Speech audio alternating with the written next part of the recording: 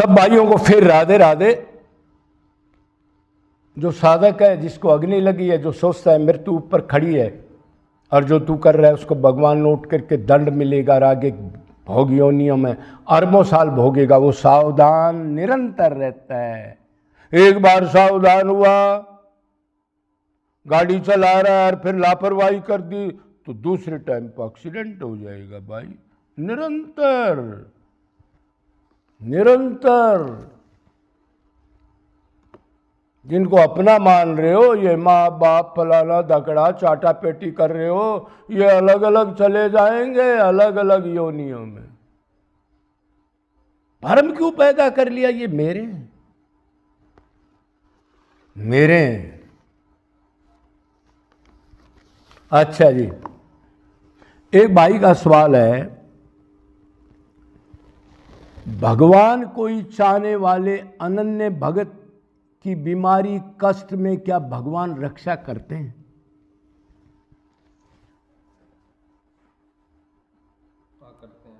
मतलब बीमारी हो जाए, ज्यादा कष्ट हो जाए। आजकल हमारे अंदर ये बीमारियों का कलयुग युग तो है, क्यों खान पान का नाश कर दिया हमने खुद ही। तो वो कह रहा है भगत की बीमारी कष्ट में भगवान क्या उसको रक्षा करते हैं, उसकी संभालते हैं? किस भगत को? अनन्य। हाँ, वाह वाह। देखो इसने कितना समझदार है, भगवान को ही लगा दिया और किसी चीज को भी नहीं लगाया। अब भगवान को भी चाहे और सामान को और व्यक्तियों को भी चाहे, उसने ही लगाया। ही लगाते कान खड़े हो गए। ज्ञानी है, छोटा आदमी नहीं है जो ये बोल रहा है। ही वाली बात कहां से ले आया? और बाद में एक चीज और लगा दी, अनन्य भक्तो, उसका क्या? शरीर की दुख तकलीफ व्याधि कष्ट में भगवान रक्षा करते। तो भाई ऐसे भगत का करते हैं, वो उसका नहीं करते। 10-10 माला 20-20 100-100 माला फेलियर संसारिक वर्क में सुख ढूंढने लग रहा है, वो तो भगत होते ही नहीं।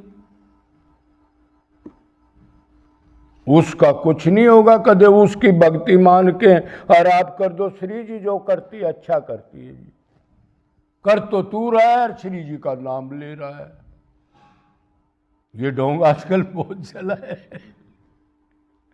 उल्टा काम कर रहा है। श्री जी करा रही है, बस ये वही है मेरी तो। अरे वो कब कराती हैं? जब सिर्फ उसी के लिए निरंतर सिर मार के रोता है, सब छोड़ के, तब वो गवर्नर करती हैं। इतनी मात्रा में पहले तू करता है, जब संसारिक सामान को अपना मानता है और उसका चिंतन करता है, तो फिर श्री जी का नाम मत ले अभी तू। जब उसी के ऊपर कुर्बान हो जाएगा तब ले ले। तो वो भगत हमारे जैसे ये मत समझना, थोड़ा वृंदावन आ गया, 10-20 दिन का वैराग्य कर लिया, फिर उधर चले गए और भगवान उसका योगक्षेम करेंगे। भगवान ने क्या कहा है? अनन्य से चिंतन तो यो मां जना पर्युपास्ते, उसका मैं योगक्षेम बहनम करता हूं। अनन्य चिंतन, निरंतर जो मेरा चिंतन करता है, मेरी भूख मेरे में मन और कुछ इच्छा नहीं रहती। ध्यान रखना। तो ये बिल्कुल ठीक है, उसकी बीमारी में कष्ट में वो जो बेचारा उसके सहारे बैठा है, तो भगवान तो सर्वज्ञ भी हैं, कुछ भी कर दें। भगवान से बड़ा डॉक्टर, मास्टर, इंजीनियर, वकील कौन हो सकता है किसी का? सही बात। मेरा माँ बाप है। अरे 1000 किलोमीटर पे तू गाड़ी चला रहा है, तेरा माँ बाप तेरे अंदर घुस रहा है क्या? वो निरंतर जीव के पास रहता है। कब कोई शुभ कर्म करे मैं नोट कर लूं, कब मेरी तरफ शरणागति कर ले तो मैं इसको कैच कर लूं। बैठा रहता है, बाट देखता रहता है। ध्यान रखना, ये दयालुता उसकी कोई नोट कर ले, रो के पागल हो जाए। तो भाई उसका पक्का योगक्षेम करता है। बहुत से उदाहरण है, भक्त सालबेग का है, माधव दास का है, और बहुत भक्तों के उदाहरण हैं। जयदेव का है, सजन कसाई का है, पता नहीं कितने हैं। मीरा का तो बहुत ज्यादा है।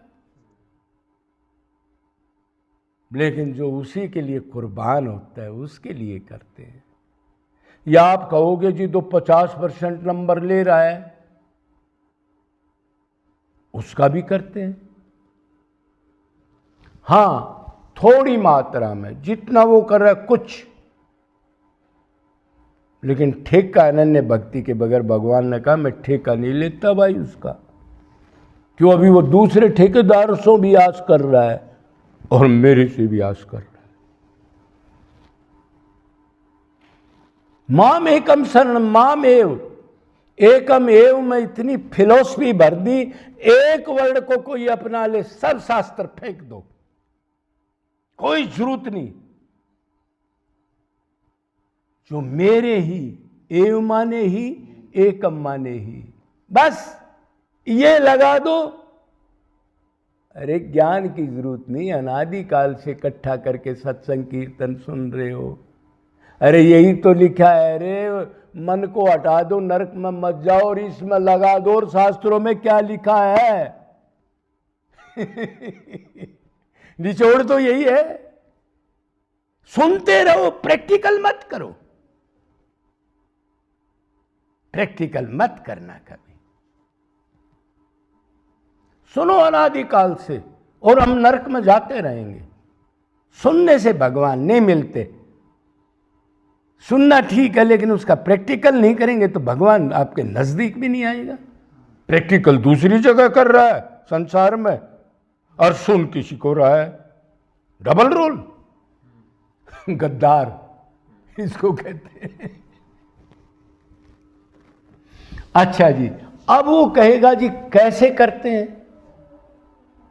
तो कुछ होगा योगक्षेम तो भगवान ने खुद भगवान बन के उनके पास आके उनकी बीमारी ठीक की है।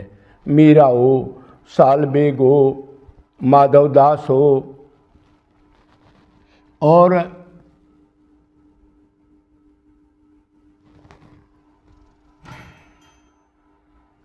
एकनाथ हो, 12 साल तक प्रभु उसकी सेवा में रहे, भगवान खुद, और रुक्मणी बाट देख रही है। तो एक आदमी ने कहा, वो भगवान को पुकार रहा बेचारा कोई भगत, तो उसने कहा जी वो तो खंडिया बाबा बन के, खंडिया सेवक बन के बैठा है उधर एकनाथ का, मैं तो खुद बाट देख रही हूं, उधर जा तू। सैन नाई भक्ति में लीन है, और भगवान उसकी दाढ़ी बनाने जा रहे। राजा का नाई था, मालिश करता था, ये करता था। कितने उदाहरण है। और एक ऐसे करता है, आपको कोई बीमारी होगी एकदम गाड़ी को उपलब्ध करा देगा, कोई आदमी आ जाएगा, ऐसा जुगाड़ बना देगा, एकदम अच्छे हॉस्पिटल में वो डॉक्टर तैयार मिलेगा, उधर सारी दवाई तैयार मिलेंगी, कोई दिक्कत नहीं होगी। एक ऐसे भी योगक्षेम करता है। ऑपरेशन करेगा डॉक्टर, तो डॉक्टर के अंदर बैठ के खुद करेगा वो। अब जो भगत है, जो जानता है कि मेरा प्रभु हर एक जगह, वो तो कहेगा प्रभु खुद कर रहा है, एक्टिंग कर रहा है। और दूसरा कहेगा डॉक्टर बहुत बढ़िया था जी, कृष्ण वर्षन कुछ नहीं, डॉक्टर गजब था। अरे डॉक्टर को पावर कौन दे रहा है? तेरी को पावर कौन दे रहा है? बिजली को भूल गया, टीवी को याद कर रहा है। बिजली हटा दो, टीवी को फेंक दो, क्या है उसके अंदर? हाँ ये तो है जी। फिर तो ऐसे योगक्षेम करेगा। हमारे साथ तो हुआ है, बहुत चीज हुई है। लेकिन हम बताना नहीं चाहते कि उससे पाखंड फैलेगा, लोग यकीन नहीं करेंगे, ऐसा कैसे हो सकता है, अपराध करेंगे, इसलिए उसको छुपाना ही ठीक है। बहुत बार हुआ है। और राधा तो खुद ही घूमती है, साक्षात आपने सुना भी है, वो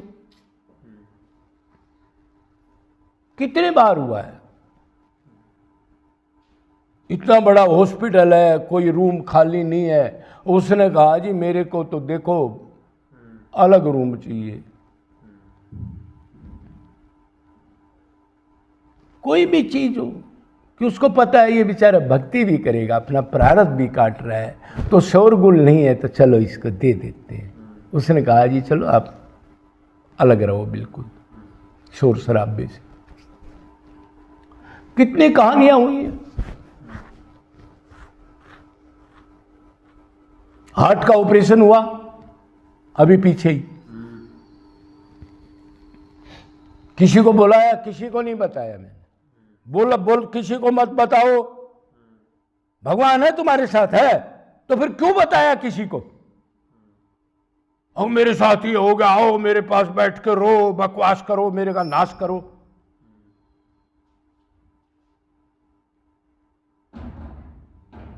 रात को उसने ऑपरेशन किया सरदार जी ने, और फिर गया आईसीयू में 24 घंटे रहना पड़ेगा। मेरा एक मिनट में मन लगा कि उधर तो सारी नर्स और वो इतना गंदा महकमा है हॉस्पिटलों में, तो मैंने देखा कोई लिहाज शर्म नहीं, कोई भी। अब मैंने उससे कहा अजी मैं तो नहीं रहूंगा, सुबह मेरे को उधर आईसीयू से निकाल दो। उसने कहा अरे मर जाएगा, 24 घंटे तो रहे, और सुन ले 2 महीने तक आसपास ही रहना, कभी भी गड़बड़ हो सकती है, 2-4 किलोमीटर पे ही रहना, डॉक्टर ये कह रहा है। और मैंने कहा चाहे मैं मर जाऊं, मैं सुबह नहीं रहूंगा इधर, या तो अलग कमरे में रहूंगा या रहूंगा ही नहीं।